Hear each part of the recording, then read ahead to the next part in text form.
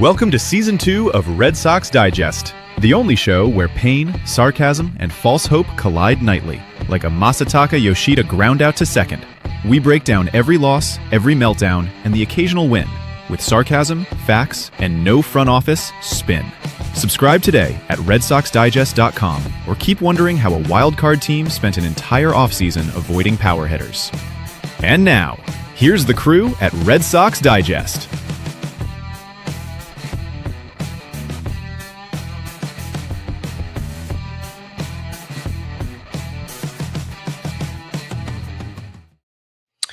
Good evening, sports fans, and welcome to another edition of Red Sox Digest. I am your host tonight, Jim Delfino.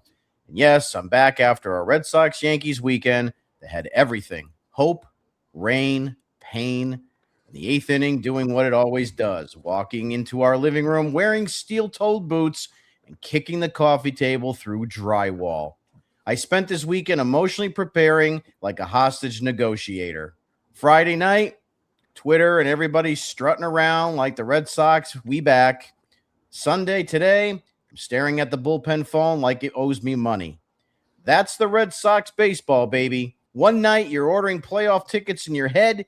2 days later, you're Googling, can emotional distress be deducted as a business expense? And of course, it happened in Yankee Stadium, baseball's most historic haunted laundromat. A place where every fly ball looks like it was approved by a Wall Street hedge fund. Every fan acts like they personally built the 1927 lineup with a wrench and a pack of cigarettes. Joining me tonight is Nick Face, a man who hates losing so much. I'm pretty sure he watches Little League highlights and challenges 12-year-olds in the comments section. Nick watched the eighth inning today and immediately started typing in all caps so hard that his keyboard filed for workers' comp. The Yankees don't need scouting reports anymore. They just need to read Nick's timeline and wait for the smoke alarm. Also joining us tonight is John Martinello, the calm, rational voice of the show, which means by Red Sox Digest standards, he's basically the guy in a disaster movie saying maybe the volcano is fine, while lava is already eating through the minivan. John is here to provide level-headed analysis, which tonight means saying the starting pitcher pitched well, while the bullpen is outside trying to back a boat trailer right into traffic. Let's get into it. Your Boston Red Sox are now 27-36 and 10.5 games behind the Yankees and Rays because apparently the standings need to look like a ransom note. Friday night, the Sox beat the Yankees 5-3, and for about 48 hours, we got to pretend that this was a real functioning baseball operation. Wilson Contreras homered and drove in 3. Sonny Gray got the win, and Aroldis Chapman came in for the save, which is always relaxing in the same way it's relaxing to hear a smoke detector chirp at 2 a.m. You know it might be fine, but your body's already preparing to evacuate. And then Saturday got rained out, which honestly may have been the most responsible Red Sox performance of the weekend. No errors, no bullpen collapse, no base running tragedy. Just water falling from the sky and saving us from 3 more hours of emotional tax fraud. The game gets moved to August 29th, as part of a split doubleheader, because nothing says fun late summer baseball like storing your trauma in the freezer and thawing it out later. Then came today. Yankees 6, Red Sox 1, and the best part, for 7 innings, it was actually a game. Ranger Suarez gave them 6 1/3 strong innings, 1 run allowed, and had the audacity to leave with the score tied like a professional pitcher doing his job.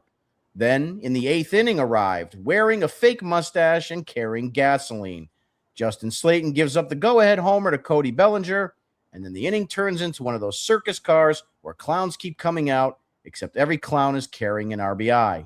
Trent Grisham gets involved. Jazz Chisholm hits a 3-run home run. Joe LaSorsa comes in and immediately learns what it feels like to be a piñata at a Yankees birthday party. And just like that, a 1-1 game becomes 6-1, 5 runs in the 8th. That's not a rally. That's a mugging with commemorative pinstripes. So tonight we ask the big questions. First, did the Red Sox actually split this series, or did Friday night just make Sunday hurt worse? Second, how many times can this team waste a good starting pitching performance before the rotation starts requesting hazard pay? And third, is the bullpen a baseball unit, or is it just a prank show where Craig Breslow keeps saying, No, seriously, this is the leverage guy. Because here's the thing: you go into Yankee Stadium, you steal the first game, Judge isn't even playing, Saturday gets wiped out by rain, and you've got a chance to leave New York feeling like you did something. Instead, the eighth inning turns into a crime scene, and now we're all sitting here pretending the split feels acceptable. And that's where we are. We're applauding a split like someone handed us half a sandwich after stealing our car. I've said enough. It's time for the word of the day. And now it's time for Nick Face's Word of the Day! Hate. Hate is such a very harsh word. I don't like to use that word often when I describe things. You can use other phrases. You can say you dislike, you can say you aren't interested, all that jazz. But I've always felt that using that word hate is such a negative, such a hateful word. I don't want to use hate again in it, but it's just a word that I don't like to use in my vocabulary a lot. I've always felt that it's just not something that I want to associate things with a lot. Well, that's what this team is. In my lifetime, this is the most hated team I have ever seen for the Boston Red Sox. I just don't like them. I just don't. I find it torturous to have to sit there and watch it. And it's boring. It's unexciting. It's tiresome. It's something that fans should not be accepting. And yet they still accept because they're the Boston Red Sox going to the game and supporting John Henry and buying tickets and buying beer, buying food, parking, all that jazz that's around Fenway. When your baseball team is pure crap. Pure, utter crap. Let's go on a positive for at least the Friday night game. We can say that Sonny Gray has been worth the trade with the Cardinals. I will say that. Sonny Gray has been a pleasant surprise as a steady force in the rotation. Yes, he went out on the IL. Was he out for what? Did he miss 2 starts? It was 1 or 2. It wasn't too long at all. 1 or 2. It wasn't too bad. Sonny Gray probably has positioned himself, if a team wants him for their roster, probably for a decent trade partner. Potentially. I mean, I think his value has definitely been totally fine. Now, am I excited all the time when Sonny Gray is pitching? No. But again, it fits the theme of the Red Sox. Vanilla. Plain, boring, simple. That's what it is. But I'm not going to complain on the fact that Sonny Gray is getting the job done. I personally thought he was going to go into Yankee Stadium and get his balls knocked off. I'm going to be honest with you. Sonny Gray had nothing to do with being with the Yankees and wanted nothing to do with probably being back at Yankee Stadium, never mind facing his old team. And he shoved. I'll give him credit for it. Good job, Sonny. Will a team give the Red Sox something in return for him? I don't know. But at least he has somewhat of a track record, so I'm curious to see what happens from that. Now, today, Justin Slayton. I think we'll probably get into that a little bit later, but I just want to mention the fact that when he's off, he's off. And it's the same thing that happens with Garrett Whitlock. You know it as soon as that pitch is thrown. You just know. And he got his blankety blank handed to him against the Yankees today. Not a good look for somebody who is supposed to be one of your high leverage relievers and is very much needed with Whitlock being down. And hey, what the heck knows with Aroldis Chapman? I'm not going to talk Aroldis Chapman during my segment here because we have plenty to talk about regarding that for later.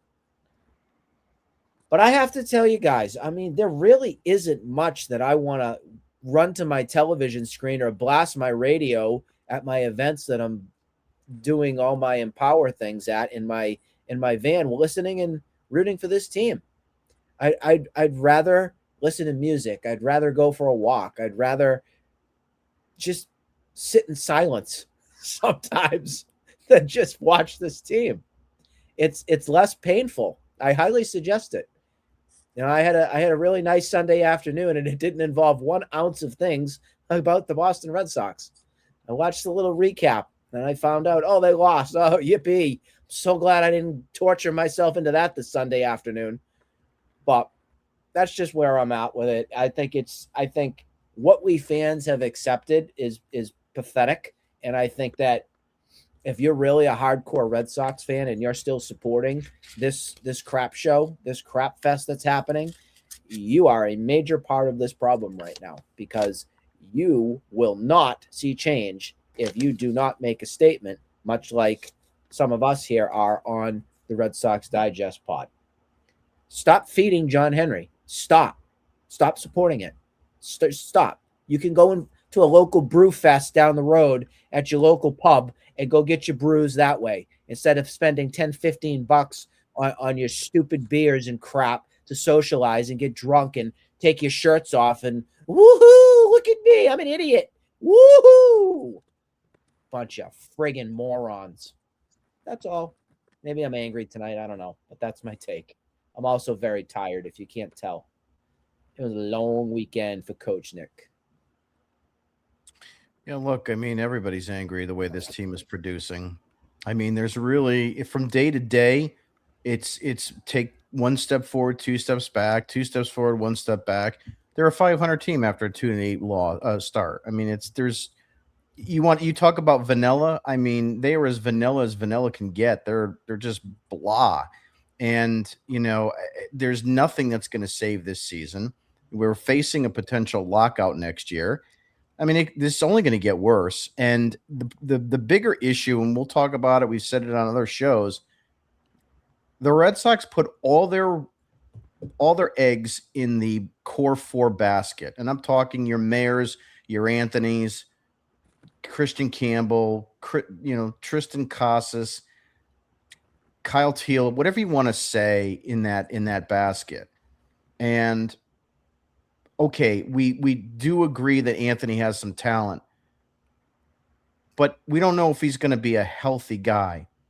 And if the Red Sox put all their effort into this, and these guys are not going to be above average players with OPSs over 800 in their career, and they're going to be middle to below average players, they struck out on all of them.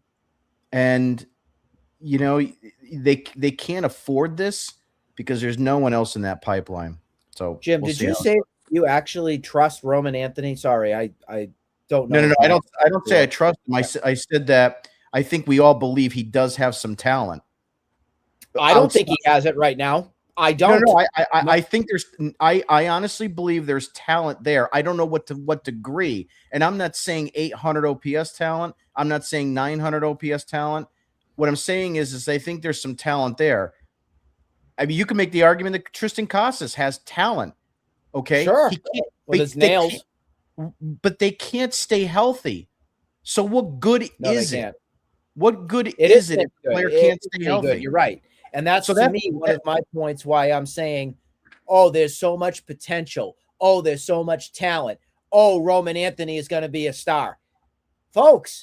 He can't get on a baseball field. Yeah, I don't even know. He can go to Starbucks with him. He can be out.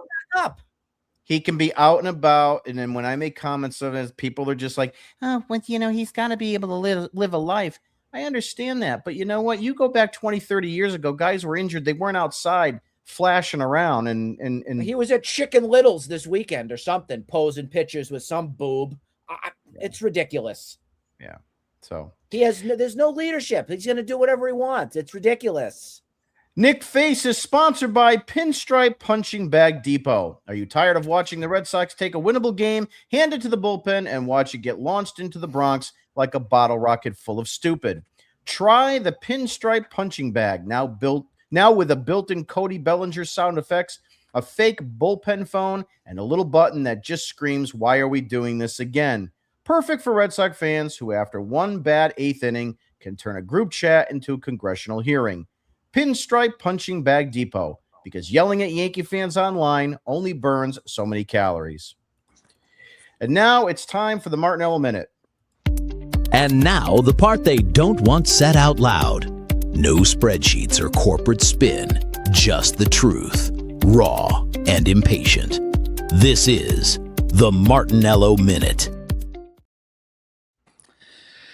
So Red Sox split the weekend set with New York, and the way I see it, like losing the game today wouldn't have been, I like to say it a lot, of kicking the balls, but just the way that they lost this game today, that eighth inning, just kind of represents how this entire season's gone. I don't want to get on Justin Slayton too bad, but it's Nick pointed out to it. It's remarkable that when anybody does hit him, everybody on the planet is hitting Justin Slayton. Nat Gordon on X posted it this afternoon. He's been scoreless in 11 of the 13 outings he's had this year, but he has a 6.17 ERA. I don't know if he just wants to shout out the city of Boston or something with that ERA, but in his MLB career, he has 40 scoreless appearances. He has one outing giving up 1 run, 2 with 2 runs given up, 1 with 3 runs, and now 4 outings with 4 runs given up, 2 of those in his last 4 appearances. It just stinks. If Bellinger hits that home run and the bleeding stops there, we're pissed off about a loss, but it doesn't feel like that. I just felt like I was just in a helpless space of just emptiness. It was just like, are you kidding me again? Are you serious? But yeah, I mean, Nick pointed out also how the starting pitching was this weekend. Sonny Gray on Friday, and on the entire season as a whole to this point, I think he leads the team with wins. He has to be getting up there with innings pitched for the Red Sox too at this point, despite missing a couple starts. Ranger Suarez today pitched really well. 6 1/3 innings, 1 run, 6 strikeouts. He had 17 whiffs and a season high 6 on his fastball, which he threw 36% of the time today. That's a pitch he's been throwing 19% on the season, so it's interesting to see, why that ticked up so much today. But it worked out. Wilson Contreras and Cedon Rafaela hit the ball well. Monasterio hit a home run on Friday. But Nick said it well. It's just a boring team to watch. There's nothing to be excited about every night when the first pitch comes around. There's no Roman Anthony. There's no Garrett Crochet. The big news right now is that Connor Wong might get traded. And of course, we saw it on Friday night. Aroldis Chapman's hamstring is now hanging on by a thread. So, I'm now scared if he comes out to make a save, because if he gets hurt, whatever package that is floating around right now, that's just not going to happen if he's on the IL. So it's just not a fun year to be a Red Sox fan. No, it's not. And of course, we'll talk about it in just a few minutes that, there looks like they're switching gears, and more on that in just a moment. But John Martinello and the Martinello Minute is brought to you by False Hope Financial. At False Hope Financial, we specialize in turning one good Red Sox win into completely irrational emotional investment. Did they win Friday? Great. Did Saturday get rained out? Even better. Did Sunday's 8th inning make you want to walk into the ocean wearing cleats? That's called market correction. Red Sox Digest understands. Red Sox Twitter fans have diversified their portfolio into starting pitching, bullpen regret, and pretending this team is almost there. False Hope Financial, investing in Red Sox optimism so you don't have to admit you're broke emotionally. I want to get into a couple talking points because there's really not much to talk about at all. So John kind of alluded to that just a little bit ago. And it's going to be, is Aroldis Chapman already halfway out the door? And what we have here is the trade buzz is getting louder, and it makes perfect sense in the most depressing Red Sox way possible. MLB Trade Rumors already has framed him as one of the obvious reliever trade candidates because he's been pitching well, and Boston isn't giving him many save chances, and contenders always pay for late inning bullpen help. There's also been reported interest from the Padres, which is exactly the kind of team that looks at Chapman and says, yes, please give us a guy throwing 100, while Boston tries to figure out which couch cushion the season fell behind. Chapman is under contract for 26, at $12 million with a 2027 vesting mutual option. So if the Red Sox keep sliding, he becomes the cleanest deadline chip on the roster. Nick, I'll start with you. What is your thoughts on Chapman getting traded? Would you do it? And what do you believe the Red Sox can get as a return package? No, I do not do it if boobhead Craig Breslow is still in charge. I don't trust him. I don't trust a damn thing. I'd rather leave things status quo the way it is because I have zero, as in 0.00000% chance that he makes a move that helps benefit this team. Point blank, stop right there. And I also don't trust the fact that this hamstring thing is bugging Chapman as well, too. I think people out there, these dreamer fans, think that Aroldis Chapman is going to get them the shiniest bulb in the face of the earth. What do you think? You're going to get Shohei Ohtani for him? You really think that's going to happen? Good luck. The guy's could be 45 years old. We don't know. We're going to guess he's what, 37, 38? That's what he says. Yes, 28 straight. Not going to knock anything there. He's been tremendous here as a Red Sox. But when in terms come to finding a trade partner for Chapman that partners with the Red Sox to get a deal done, you're not going to get anything in return. You're not. I mean, look what's happened here. If we get something, you know it's going to be good as gone. He's going to be Kyle Harrison. They're going to be gone. They're going to be Quinn Priester. They're going to be all these players that Breslow had out Tibbs. the door for nothing. Raffy Devers, trade him, get a pile of crap in return. That's what's going on. Now back to what I was talking about when we did our last show. Was it Thursday? And I said that there was some good buzz going on in Red Sox front office land. Breslow is good as gone as of right now. But the problem here, what we're delaying, is the inevitable on what happens with the restructure with Sam Kennedy again. I'm going to bring that back up here because Theo and John Henry and crew don't want to fire Sam Kennedy. It has nothing to even do about Breslow right now. This has to do with who is taking over control of the Red Sox. Now, if there's a press conference held tomorrow that said Breslow's gone, Sam Kennedy's officially reassigned to Timbuktu, and Theo's in charge as CEO, operations, all that jazz, then I will have full faith that something can get done here with Chapman. That's my stance on that end. What do you guys make of Henry being in the Bronx today? It wasn't Rumble in the Bronx. It was Henry in the Bronx. It was weird. I don't think I've seen him at an away game in a long time. He was in Kansas City last year before they when he had that talk with Devers, and outside of that, I can't remember another time that I've seen John Henry at a different field. So that's because stuff is going down, boys. Get ready. Oh, he's massaging his shoulders. He's fine. John, you're up. What do you make of the Aroldis Chapman rumors? What do you think? Is he going to get traded? And if he does, what can we get in return? I think he does get moved. For as far as what the return is, I think it will have a lot to do in part of who is calling the shots for the Red Sox. If this is a move done right at the trade deadline or a move that's done next week. I would like to get MLB talent as a return. I'm not too high on prospects at this point in time. This team needs anything and everything possible at the major league level. And I'm not saying to, make a run at the playoffs or anything, but I don't need a guy that's going to be ready in 2028 to make his MLB debut. I need a guy that's ready to play Major League Baseball right now for him. Is the next Gleyber Torres available out there?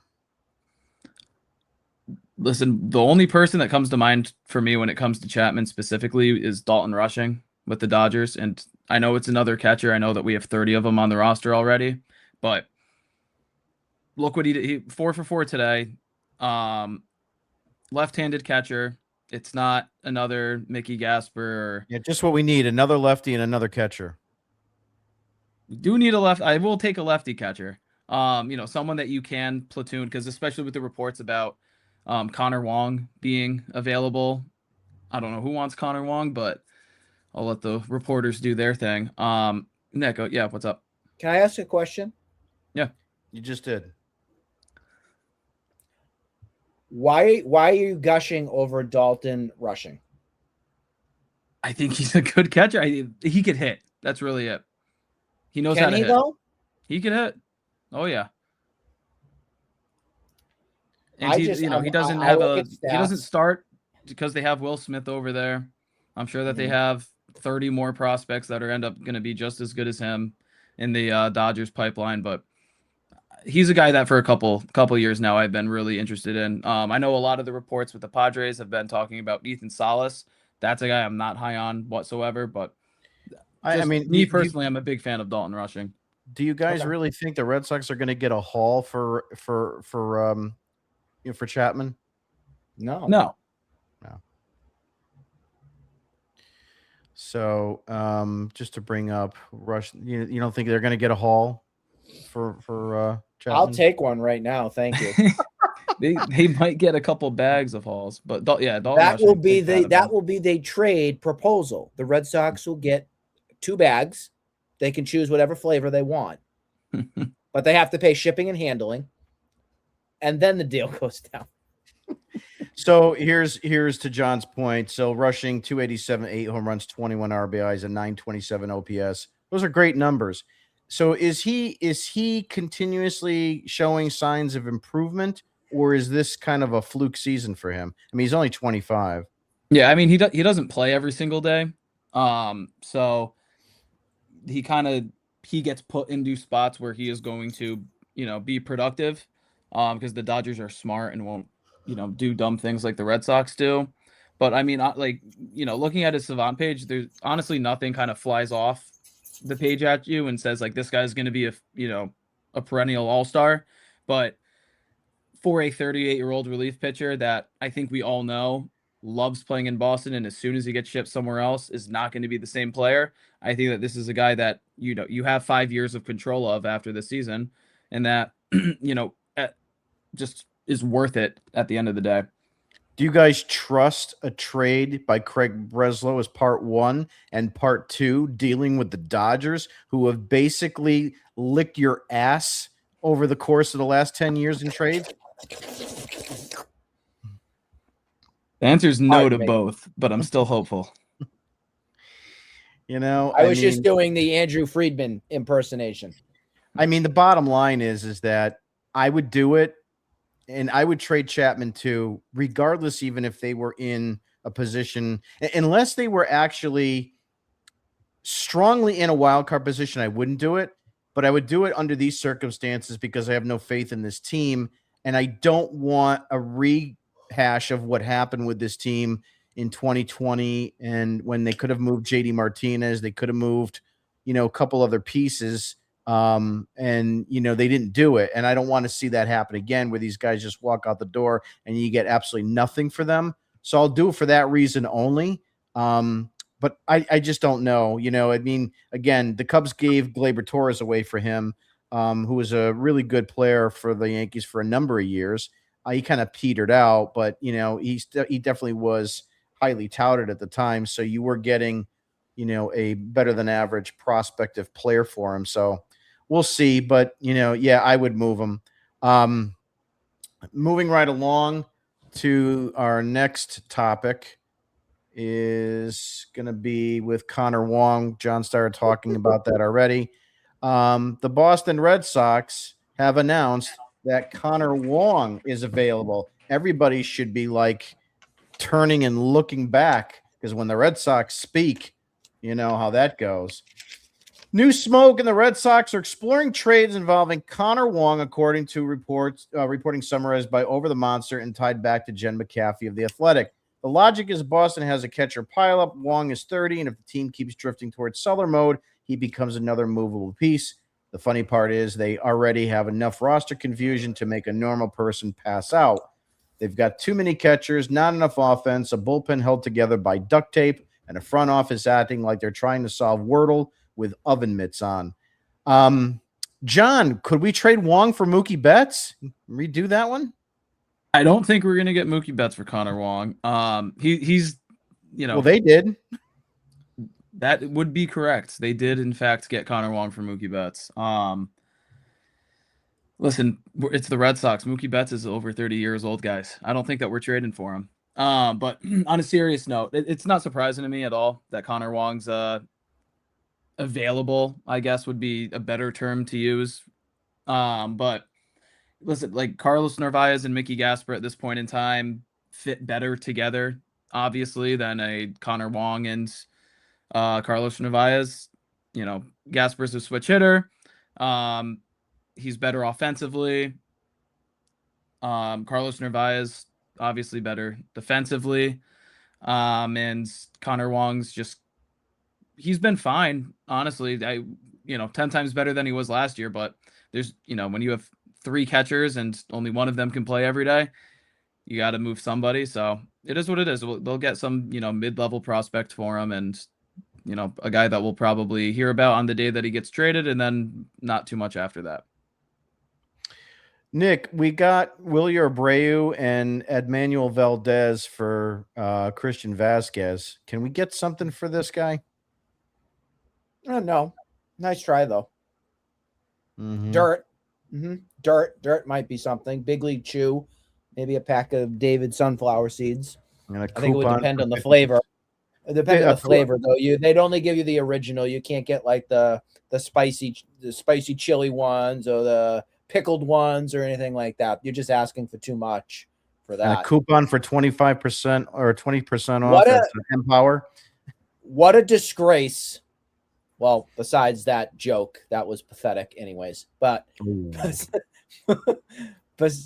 we don't talk about it enough that you traded your face of the franchise player in Mookie Betts, and you got back Alex Verdugo, Connor Wong, and Jeter Downs. And Connor Wong is the only player that's still here after 2020. It's sickening. It really does make you question every single decision that happens now with this team anymore. It's so bad. Yeah. Well, we'll see. In any event, moving right along, let's go to pitching probables for our next series.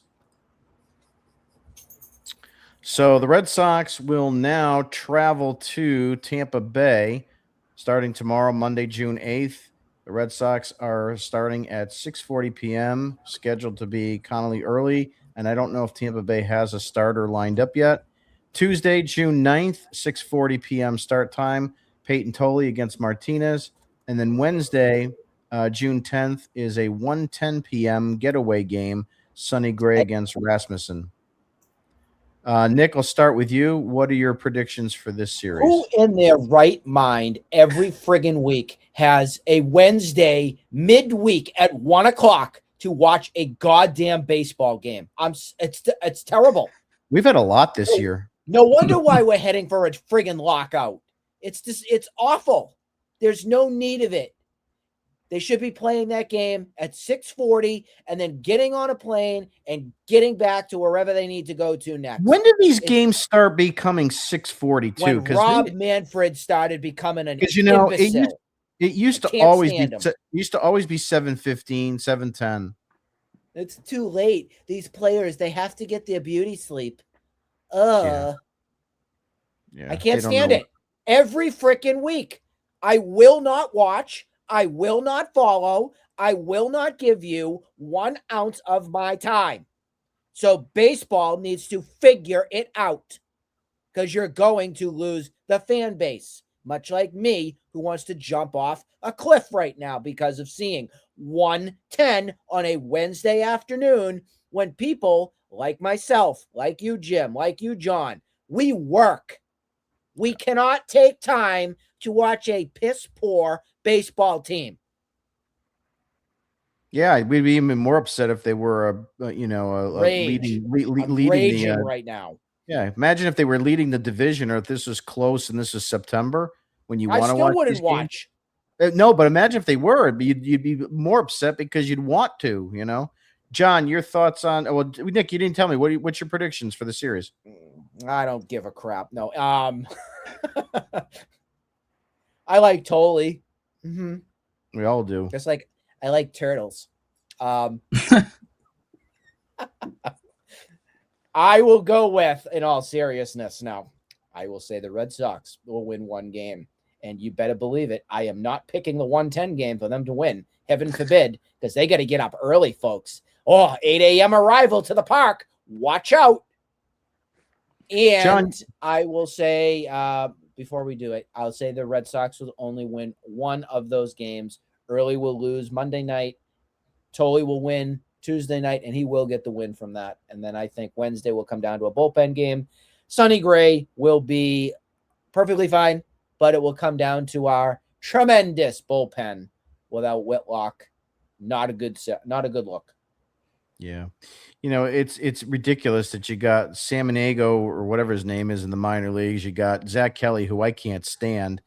But yet these guys are not here, and you've got Joe Losorsa. I mean, give me a goddamn break. John, your thoughts for the series? Yeah, he looked really good. Welcome to Red Sox Nation. About him. Can't wait to get his jersey. Anyone else other than Jazz would have been fine with giving up a 3-run homer there.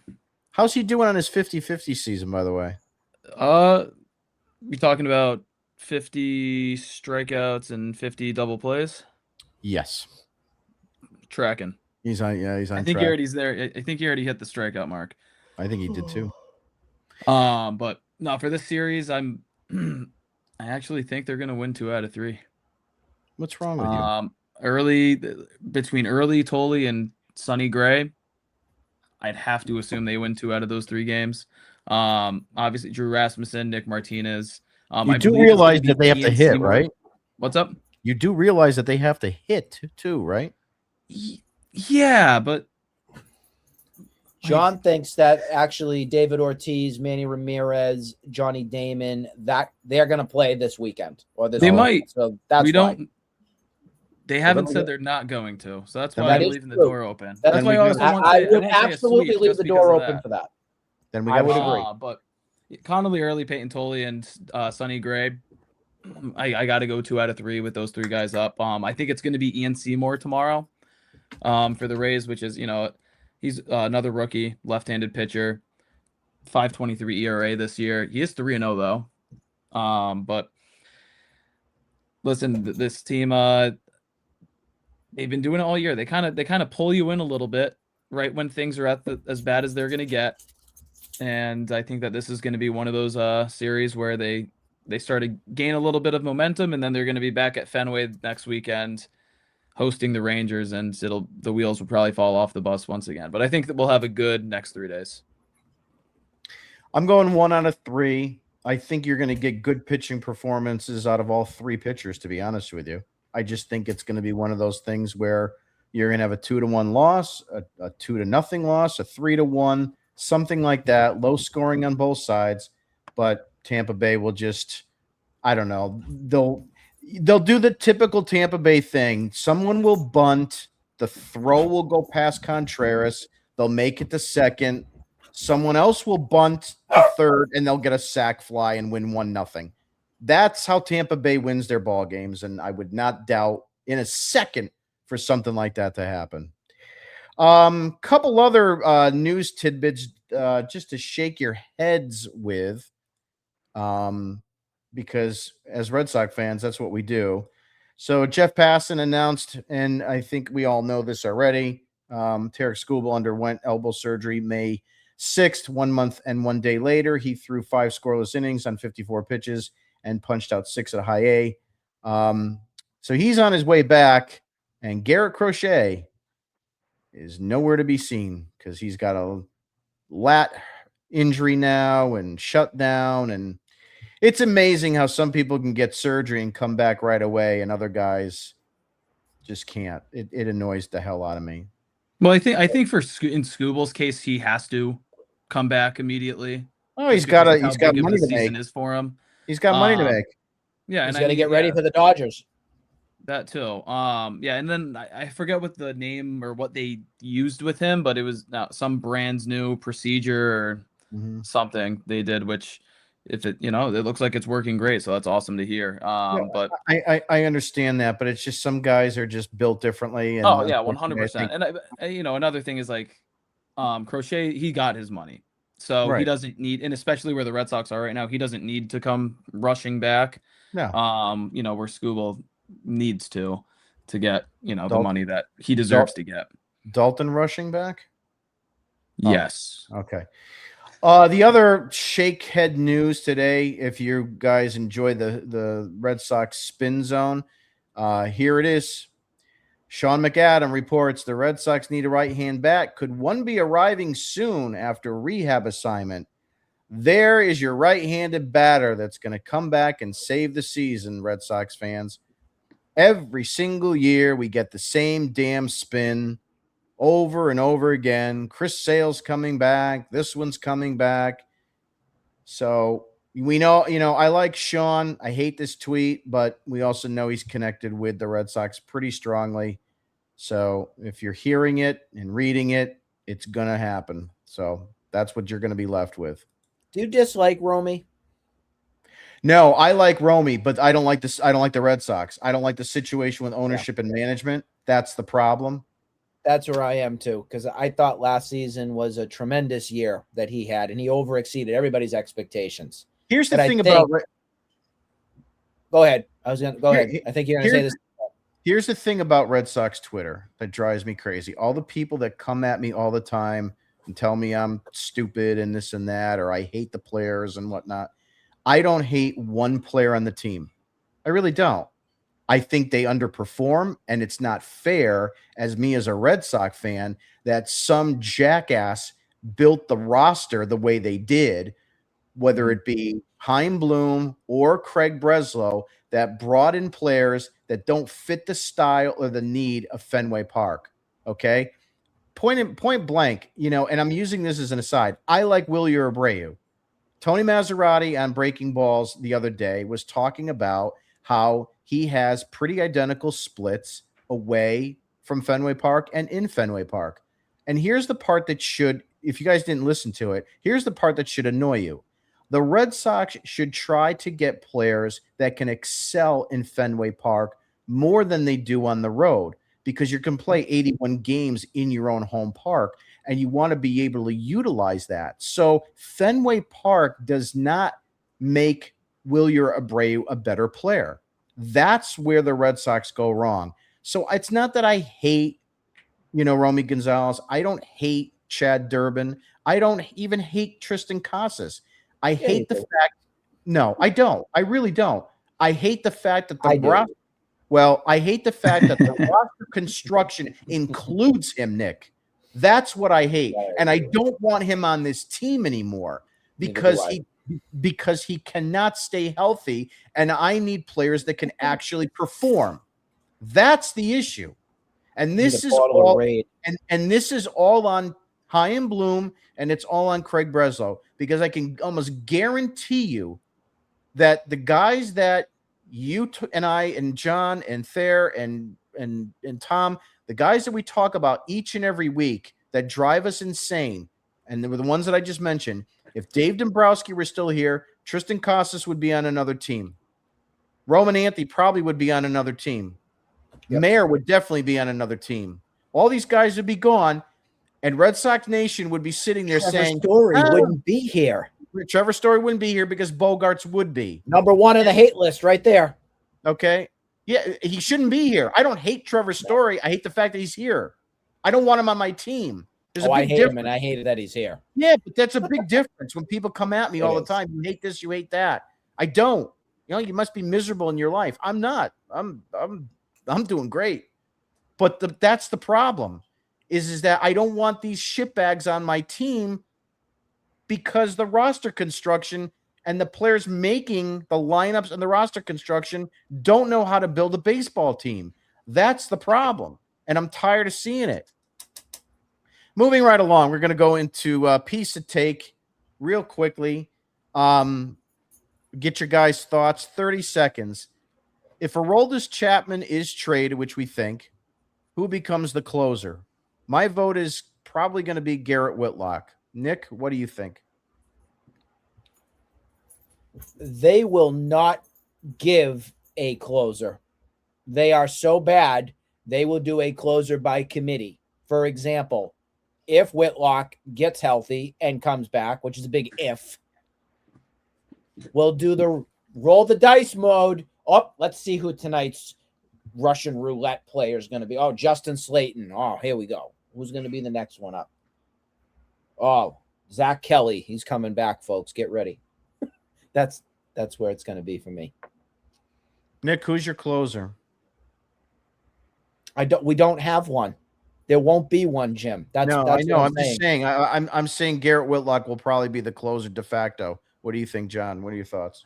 I think I genuinely think Nick's got a good point with it being committee, and I think more so like they'll have a lefty and a righty that they like to go into the ninth inning.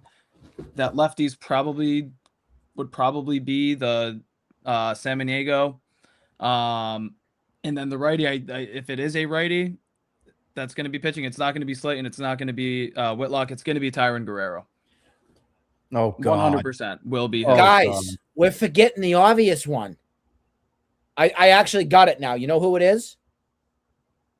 It's Chad Epperson. He's already run to the mound when he waves a runner in. He's perfect. He's ready. Maybe Garrett Just reassign Crochet. him again. Maybe Garrett Crochet will do his best Kurt Schilling and be our closer for the rest of the season while he's healing himself. I forgot about that. That was what, 2006? 2008, right? I think. Somebody could look that up in the comments. No, because Papelbon was 2000. Oh, yeah. It was 2006 before Pap became a closer. 5 or 6. Yeah, that's right. That's right. Moving right along to comments. Let's see what we have. Unknown VR says no. I'm not sure what he's referring to. Hockey Boy says, have a great day, guys. Thank you very much. Jules says, we can't trust Breslow to make any moves. None. Well, according to Nick, he's probably going to be gone. We'll see how it goes.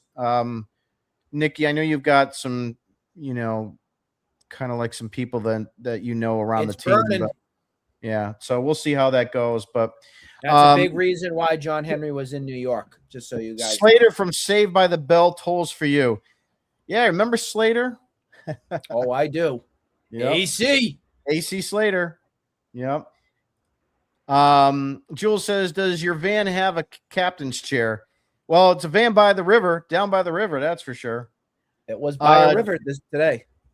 Jules says, Kate gushed our pen Friday and today. Watch them. Don't look at Idiot Savant page. Metrics are for effing losers. Michael I use is that who he's talking about? I use the eyeball test. To me, it's good enough. No packages allowed.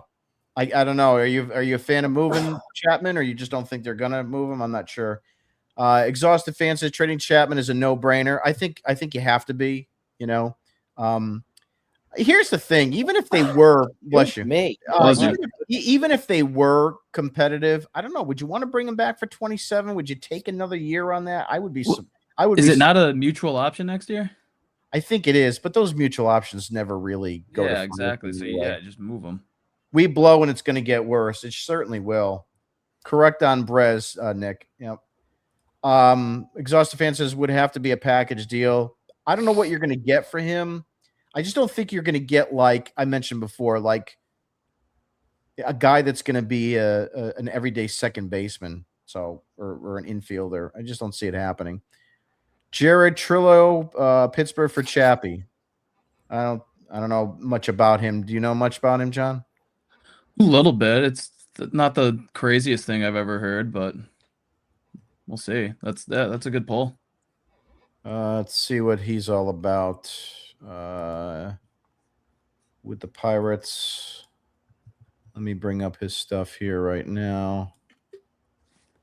Get it up on the screen for us.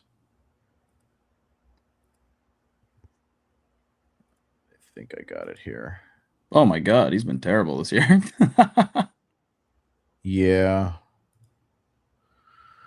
Jeez. 222, no home runs, 6 RBS, 540 OPS. I think we've already got that guy. His name is Caleb Durbin. So Yeah. I don't know if we really need But another that sounds guy. about right for a deal that the Red Sox would make. So maybe Yeah. that's where Jules was heading.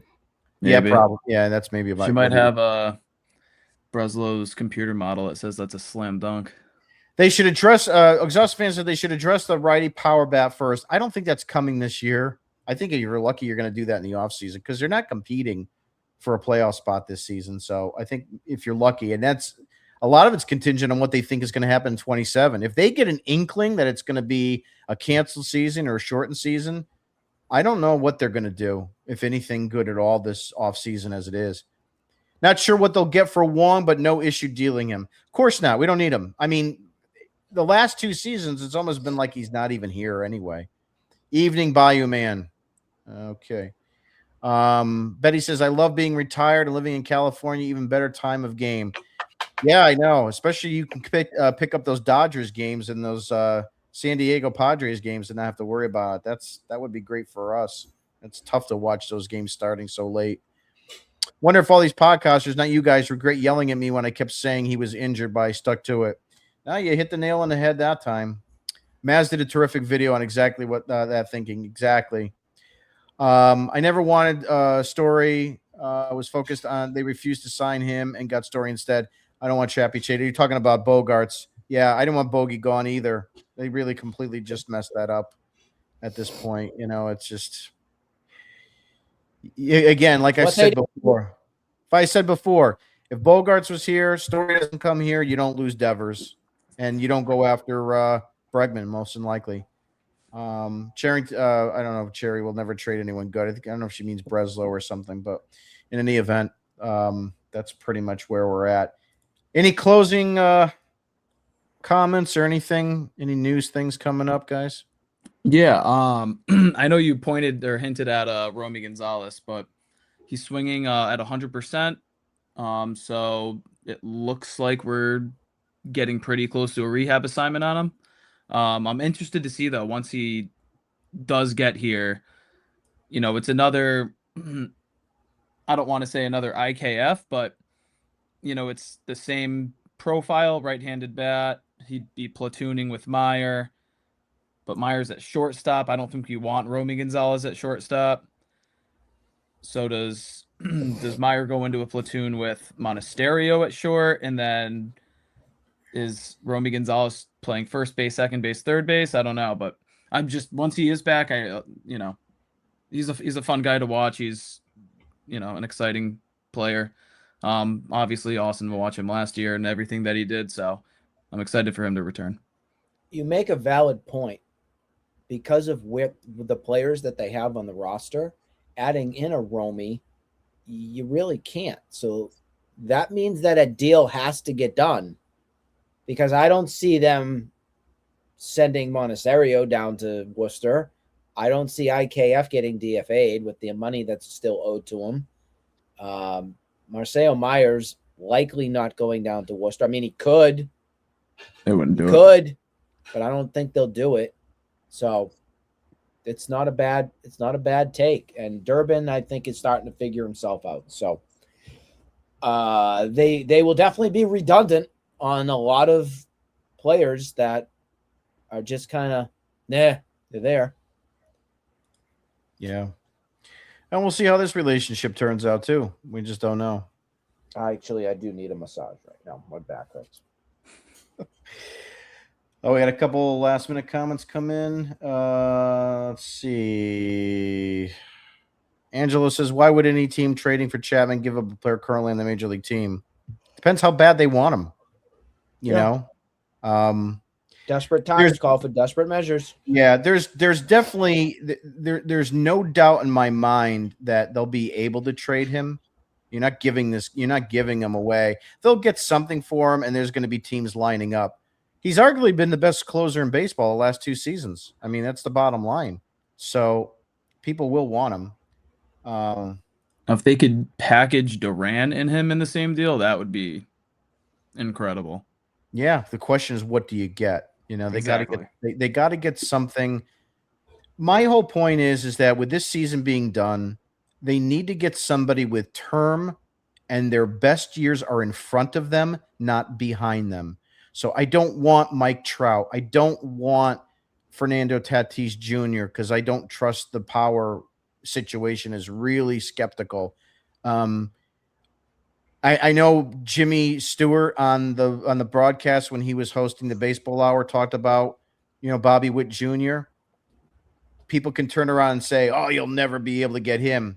I mean, some people probably would have thought they would have never been able to get Garrett Crochet either. So anything is possible. It really kind of just depends on what you're willing to go, what you're willing to do, and how far you're willing to go to do it.